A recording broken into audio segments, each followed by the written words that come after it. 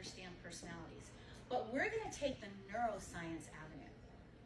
At Your Best Mind, we do have a proprietary assessment that is based on your DNA brain code. So it's a little bit different.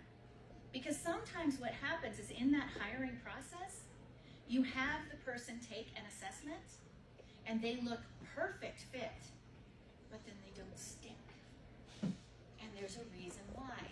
It has to do with answering the question that they think is the right question to match, as opposed to what they do easily,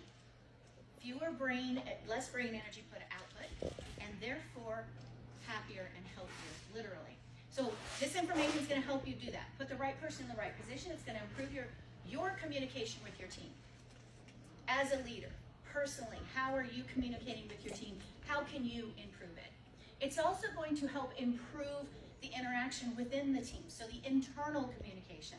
And I'm not talking about emails sent, although the way you send an email, we're going to discuss that just a little bit, because that's going to impact how the person receiving it actually processes it, right? So that internal communication, it helps to, we're going to talk about the unspoken communication. There is a huge amount of that goes on. As a matter of fact, depending on who you are talking to or what survey was taken, 85% of communication has nothing to do with the words you say. It's tonality, it's facial expressions, it's body language. So we're going to explore that briefly today. And it makes for a much more cohesive team. When teams are trained this information, then they work better together and they are able to get more accomplished and be more effective. So when I talk about the brain-personality connection, I talk about the neuroscience and the neuropsychology.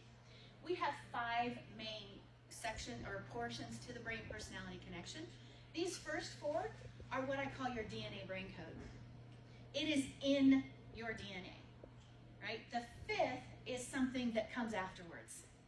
It has to do with the culture you were raised in, the impacts, the social impacts, the family expectations, societal expectations, trauma, things like that.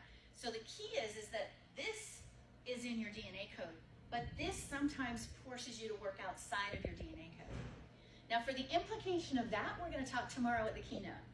And we're going to have a lot of fun with that as it applies to you as an individual and embracing that and achieving more success in your life.